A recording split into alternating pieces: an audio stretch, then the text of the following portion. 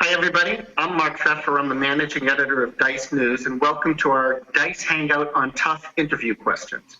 We were inspired to do this by the movie The Internship, which, if you haven't seen it, it's just come out on DVD. It stars Vince Vaughn and Owen Wilson as two down-on-their-luck salespeople who managed to talk their way into an internship at Google. It's a funny storyline, but we all know that that kind of storyline isn't the real world of tech. So we thought it would be fun and instructive to bring together a panel of experts to answer some of the tough interview questions, and the toughest ones that actually you could throw at us. These all came in from DICE users. So we're not only going to answer the questions here, the panel is going to provide some insight about why they're being asked in the first place. I'm John Sumser, and I'm going to moderate this conversation. I run a website called the HR Examiner, and I'd certainly suggest that you take a look at the HR Examiner. Today, we've got an amazing panel. I think you should be seeing on your screen, for some reason, Don Rasmussen. And Don is a certified, did I get that right? Yes, thank you. Great. Well, Don is a certified advanced resume writer and the president of Pathfinder Writing and Career Services. So she's our expert on how you get a job. And then we have Jeremy Langhans. Can you wave, Jeremy? I sure can. And I understand you prefer to go by Jer. That's fine. So like Sonny and Jer? Yeah, Sonny and Jer. Sonny and Jer. Got it. And Jer is the legendary innovative recruiter. He's currently at Expedia. He's worked for places like Starbucks. And what are some of the others? Did you actually make the Obamacare website? Wasn't that part of your? No, I didn't make the Obamacare website, but I have worked at Microsoft, Cisco, Yahoo, a lot of different tech companies up and down the West Coast here in the United States. So why are you a billionaire? Why am I not a billionaire? Yeah, I should have taken equity. And then we have Justin Hall with us, and Justin is one of the legendary players in the internet over the last 20 years. He operates out of bud.com, and Justin's links were one of the earliest sort of community stories on the internet. Justin spent some time this last year as a recruiter, and he's gone back to startup land, so we're going to get Justin's recruiting perspective and maybe a little bit of why you want to go to a startup. Go say hello, Justin. Woo! Yeah, nice. Huh? You got a tie. I've never seen you in a tie. That's great. Thank you. Yeah, I read in the New York Times that ties are completely out. It's about time you got one, I guess. Huh? Back time to get in. Yeah, exactly. That exact time to get in when the market hits its bottom. Okay, so we've got a set of questions that we're going to work with. And first of all, who's going to take, what do you think of pair programming? That was me. That's you, Don. What do you think of pair programming? Well, my answer to that kind of interview question is to reply back to the employer and say, you know, pair programming works great in certain circumstances when the company has two programmers that you can allocate to do the job. But there's some great benefits with pair programming. You can get some programs done faster. You have better designs and fewer bugs. You can reduce the defects. And it also creates more of a collaborative environment where people can get things done more quickly and more problem solving. They brainstorm off of each other, and there's also knowledge sharing. So it could be a very beneficial situation if the company has the two people to allocate in that perspective. You have one person who's basically the driver who's writing the code, and another person who's doing the observation, who's doing kind of the quality assurance part of it and keeping the strategy in place. So it could be a really great situation, and if that's what your company is looking to do, then I'd be very open to doing that. So that would be a great interview question response. And really what the insight to that is really the employer's probing to find out if the potential employee is looking to work with others, if there's a sense of accountability, and really ultimately, what is your teamwork ability, and if you're capable of brainstorming off of somebody else, that's a valuable thing. And ultimately, the biggest thing is what's your quality control perspective. And having that other person that's helping you stay on track, that can really have a great way to create a dynamic to really come up with a top quality product. So if you're like me and you haven't got the slightest idea what pair programming is, how do you answer the question? Okay, well, pair programming, you would have to break it down, and that is something you need to consider when you're interview. How much do they know? The person who may be talking to you, they may not have a lot of technical expertise, and oftentimes that's the case. They are not in that particular role themselves, so they don't quite understand it. So you do have to take the time to break down the language in a way that they can understand it. So they may ask the question about pair programming, and you can answer it, the question that I just got, but also explain what pair programming means. And so I did answer that to a certain degree, but I put it towards the end of my discussion, saying that the pair programming is when you have two people, one person's the coder and the other person's the observer/navigator. And so understanding and describing what the roles are and then describing the advantages of it, that might be a better way of going about it, actually. So let me ask that another way. I don't know what pair programming is. My answer to the question is, beats the crap out of me what you're talking about. If you're the candidate? If I'm the candidate and I don't Okay. know what you're talking about, how do I answer that gracefully without just totally blowing the interview? That's a good question. You should do enough research so you should be able to anticipate that kind of thing, especially if you're dealing with agile software development. So one thing you can say is there's nothing wrong with asking, can you clarify with pair programming, what does that mean? If you can't understand, I mean, pair programming, it's pretty self-explanatory to a certain degree, but you can ask the question, say, can you please describe what you mean by pair programming, because it means different things to different companies. I mean, if you want to play that, that's kind of a lame way of doing it, but you can always ask a clarification question before you make a mistake. Okay, so it's okay to say I don't know in an interview? Sometimes if you don't know, it's better to be honest than to bluff your way through it, because if you act like, if you fake it till you make it, eventually you're going to get caught if you don't know what that term means. And that's a huge problem. Sometimes people, they do fake it and they say yes, yes, yes, and give the employer everything they want, but when it comes down to it and they get hired, they still don't know what it is or know how to do it, then that's a problem. Yeah. John, can I interject? Sure, please. You don't know either. Yeah, I had no idea what pair programming was when I saw the question, and if I was an applicant and I knew that that was on the job spec, I'm going to Google it, I'm going to look it up on Wikipedia, right? And so I'm going to have my own definition in my head about what pair programming is. And then to Don's point, I'm going to iterate my answer based on how that employer might use it. So if they're an agile shop and they're asking about pair programming, then I'm going to use my answer in that way. So do your research beforehand if you're going in for an interview. Exactly. Great. Okay, so let's go to the next question. If you designed an elevator for Bill Gates, how would you test it? And that, I think, is for you, Justin. Well, I think all these questions are, sort of specific, and they're filters that employers can use to say, am I going to get along with this person? Will this person be able to contribute to our group effort? And so in some ways, how would you design the perfect elevator for Bill Gates? As a candidate, I would be amused to answer, well, I would first go to Bill Gates and say, Bill, maybe we should take the stairs because that's better for your legs.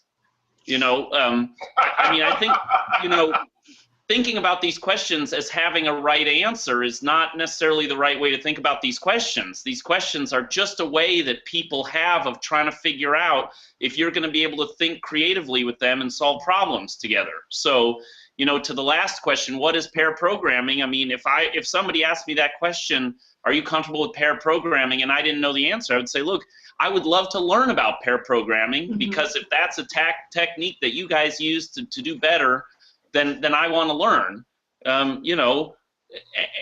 I don't, going in and saying, boy, there's 50 things I need to know to work in this industry, and I know 49 of them, and I got to learn the 50th. That's probably not the way it works. It's more like, are you responsive? Are you able to think on your feet? And so with regards to the elevator for Bill Gates, I would be thinking, yeah, like, Bill, you'll be happier if you take the stairs. You'll run into more people, better in the event of a fire. those are the things that I'm thinking in response to that question. But just overall thinking about questions, I would just encourage anyone listening to this to not think that if you're going in for an interview, you have to have the right answer. You are the right answer. And if you aren't the right answer, then you don't want to work at that company. Cool. So you're at the interview. Somebody asks you, how would you design an elevator for Bill Gates? And you think it's the dumbest thing you've ever heard of. What do? Is it time to get up and go catch the bus home? Well, I mean, when on either side of the table, I find, if you think of life as an experiment, I think though that's a moment to go direct, to just go, I think you're asking me that question because you want to stump me, or you want to see if I can think creatively. Well, when I walked in, I noticed that your company didn't have any water for the employees. So I noticed this guy carrying this cup. There's all different kinds of ways you can sort of say, I see what you're trying to do with that question, and I want to bring my skills to bear. And if you don't think that question is a way for you to be creative and showcase what you're good at, then you find some other way to engage them. But I love being in that moment of you're in an interview, and isn't an interview a strange and particular human exercise where everybody, I see these guys come in and interview and they put on a suit. It looks like they haven't worn the suit for like a year. And then they wear the suit and they come in and they're sort of stiff and they're sort of like trying to get the right answer. And it's like, no, man, this is a conversation. This is about you using the question to be able to tell a story that you want, or to be playful with me. That's great. That's remarkable advice. That's remarkable advice. So Jeremy, I forget which question you were going to ask. Would you ask yourself a question? Well, it was about, I think it's, yeah, I can ask myself a question. I'll hang out with myself on Google. How is it that you are so awesome? How is it that I'm so awesome? Geez, let's see if I can mash this up. So I think my question was, if you don't have a great spec, how could you build something different? In the land of recruiting, which is where my expertise lies, if you don't have a job description or don't know what you're looking for, or maybe you're a candidate or an applicant that doesn't exactly know what they want to do in their career, how do you be awesome in that moment? I think you let your personality shine. I think we all have a unique personality, and some of us are skilled in recruiting, some of us are skilled in job development, sales, whatever it is, and there's a bunch of people that have that same skill set. But what's unique to us as individuals is our personality.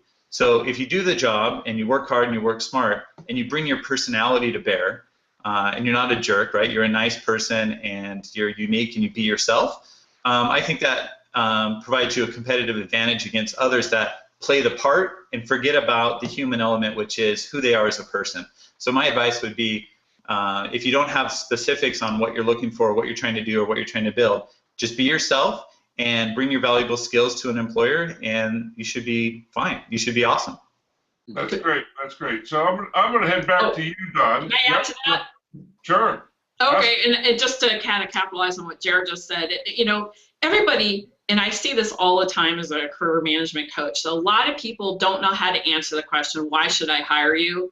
Because this is the first conversation where they're actually trying to articulate what their value is. So it's marrying those personal attributes that Jared was just talking about into a way that's creating value towards an employer.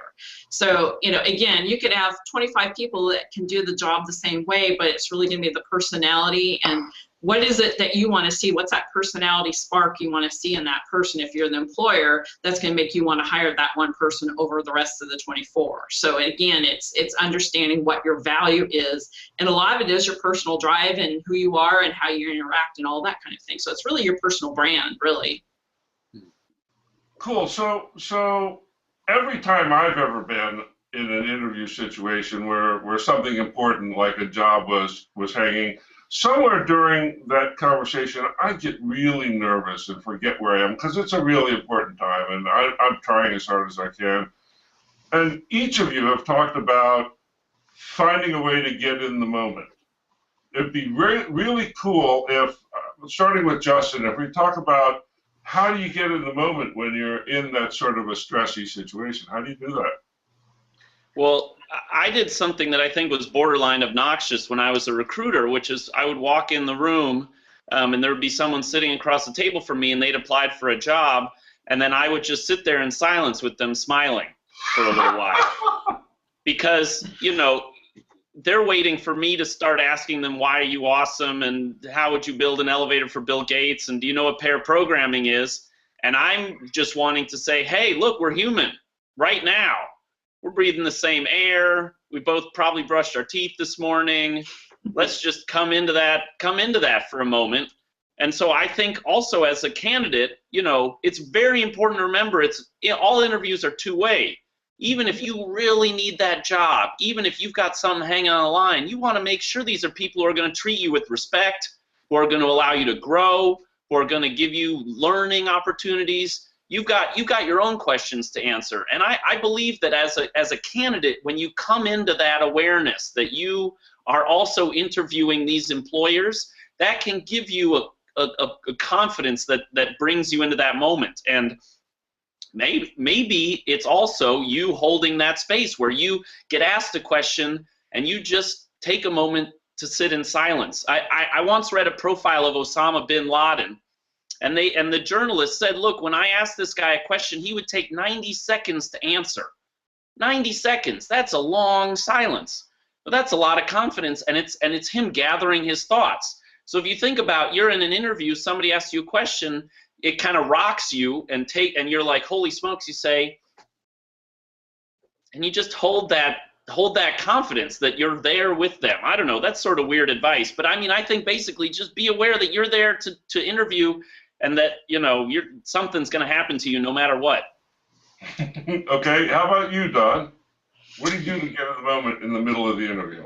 Well, I think a lot of people, I call it out overthinking the situation. They start putting a lot of pressure on themselves, thinking, oh my gosh, what are the outcomes? And they forget to talk and have that conversation in the moment. They're thinking, okay, oh my gosh, I didn't answer that question correctly. So then they think, uh-oh, turn off the lights, close the door, the interview's over, I've lost it.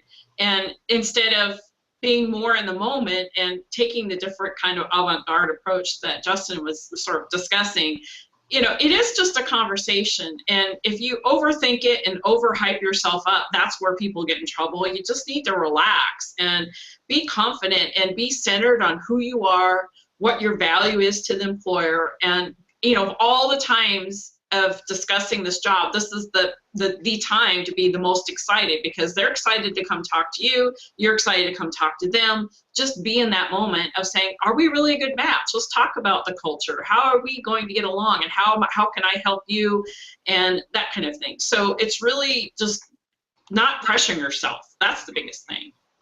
Cool. How about you, Jeremy? What do you think? Well, I'm a storyteller, so I always default to telling stories. Obviously, you know, the employer or hiring manager that's interviewing you as a candidate is after, do they have the skill set? Is it a culture fit, to our earlier points? And what kind of value, obviously, do you bring above any other candidate? So if those are the three things they want, the best is to tell a story about how you've handled a situation, who you are as a person, what skill set you have. And if you do it in a narrative, if you just tell a story, you're going to feel more comfortable, more relaxed. You tell stories every single day. How was your day at work?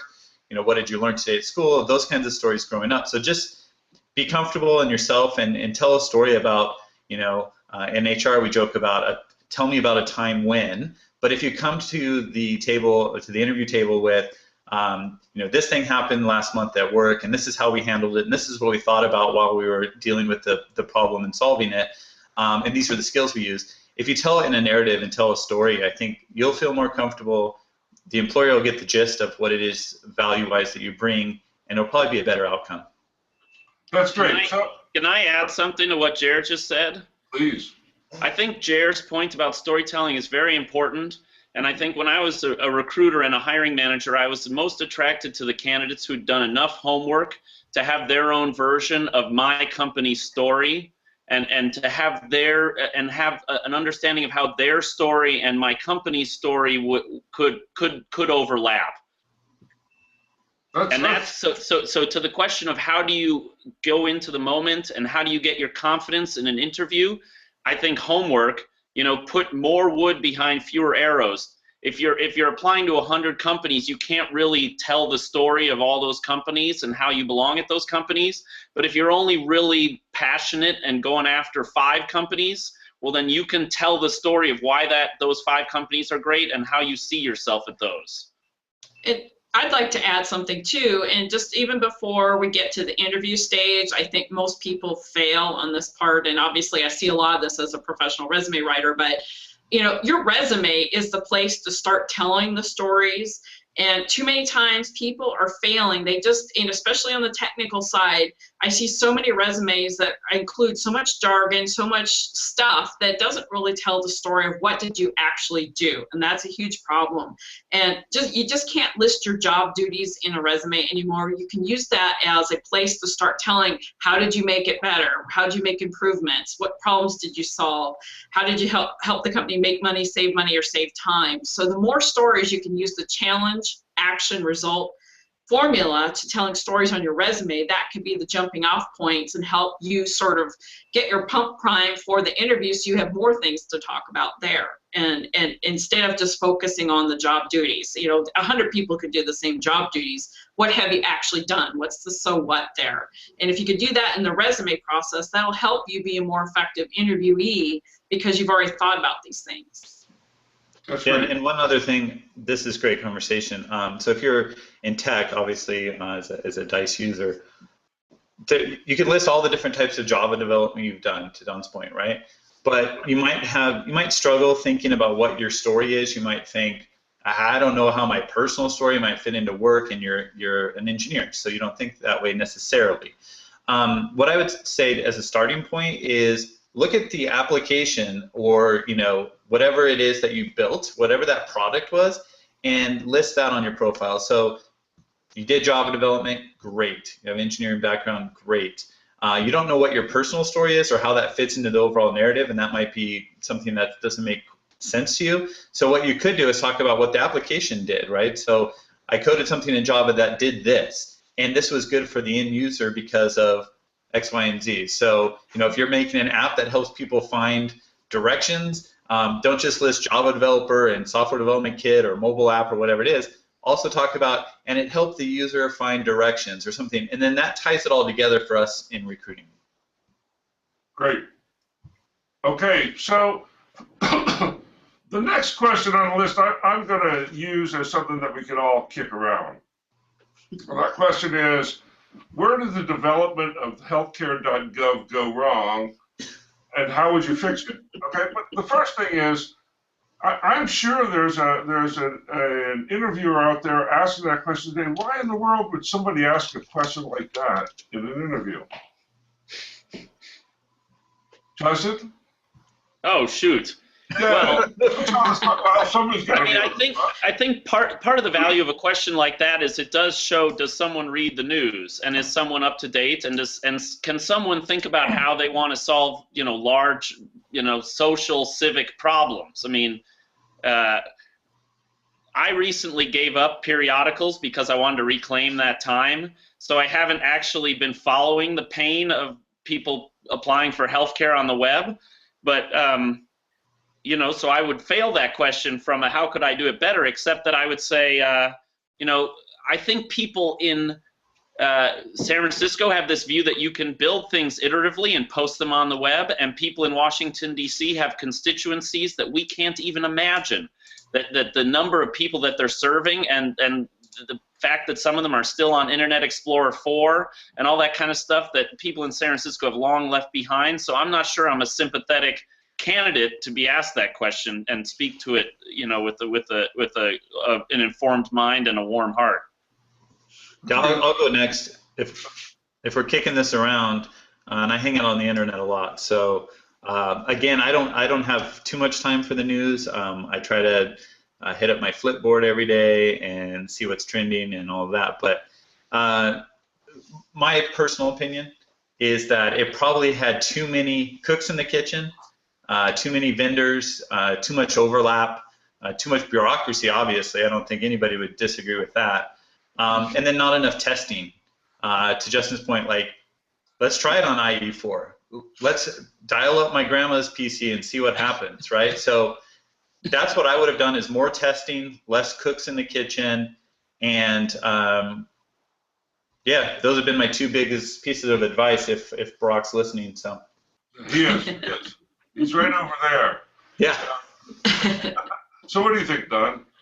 Well, I think getting a question like that really requires you to have a detailed problem analysis type of perspective, because obviously there's some root causes there, and even bandwidth might even be an issue when it sounds like from what I've read, it's just been overwhelmed and crashing, and that's not acceptable, obviously. But there's a certain amount of pressure when you have such a high-profile, highly politicked website that's being unveiled with a lot of expectations and some legal ramifications being attached to it, that you have to have healthcare by a certain date, and a lot of people are feeling a lot of pressure. So in that kind of situation, it will require a lot of root cause analysis and understand what the technical requirements are. Maybe there's some misunderstandings or miscommunications, and I think that might be attributed to the bureaucracy issues. So, there's a lot of different layers to this issue, and it would require someone who has some exceptional problem-solving abilities, and as well as communications abilities, to be able to talk to the people to find out what those requirements were and what went wrong, really. And it's not so much finger pointing, but let's get this thing working, because there's a lot of pressure on right now. That's great. That's great. Thank you very much. So go ahead. Jeremy. Sorry to interrupt. So one other bit real quick. So if you're tailoring your, oops, I just hit my microphone. If you're tailoring your response, or you should be tailoring your response. So if you're interviewing at a hardware company, then tailor it to redundancies and why didn't they have another stack and blah, blah, blah. Mm-hmm. If you're at a software company, tailor it to that testing. Or if they're an agile shop and they do 2-week code release, tailor it to that. So I would weave in your personal opinion is important. Weave in your skill set's important. We talked about those things. But make sure you tailor your response to your audience, depending on what kind of company you're working for, whether it's hardware, software, apps, whatever. Most companies are a mix of all three, so just be careful, but tailor your response when you're given a scenario-based question like John gave us. Well, and one more thing on that point, tailor your response. I would imagine that could slightly backfire if you thought, well, I think I'm interviewing at a liberal company, so I'll talk about how it wasn't Obama's fault, but I think I'm interviewing with a guy from Texas, so I will talk about how, if we only got rid of government altogether, we'd be in better shape. That's probably dangerous territory. Yes, avoid politics. What is it? Politics, sex, religion, and money? Don't avoid money. Don't avoid money. Okay, so we're going to wrap this up. If you would, give people an idea where to follow you or find you on the various internets. Justin, why don't you tell people how to get a hold of you? Okay, I was about to take a piece of paper and write it, but as you can see, it's blank. I didn't get that far. So I have two things. On Twitter, I'm at JAH, which means that you can follow me, and if you like Rastafarianism, that also works, JAH. And then the other one, I have a website, which is at links.net, LINKS.net, where my website turns 20 next year, and there's way too much information about me there. Good, good. Jer? I killed my camera trying to write. I didn't get very far as well. I was looking for a pin. It's very difficult to find a pin in this office. Jer425 on Twitter, so that's JER425. You can also find me on LinkedIn. So look for Jer, J-E-R on LinkedIn. There's a ton of us, I'm sure. But JER425 on Twitter is the best, Jer425. Great. And Don, how do people get a hold of you and your wonderful resume writing service? Okay, I'm on Twitter at Dawn, D-A-W-N, Rasmussen, R-A-S-M-U-S-S-E-N, and my website is pathfindercareers.com, and I'm also on LinkedIn. Great. And I'm John Sumser. You can find me at John Sumser or at thehrexaminer.com. It's been a pleasure being with you guys today, and let's all give Dice a little bit of thanks. How's that? Applause on the internet. Thanks, Dice, and thank you guys for being on. I think we're through.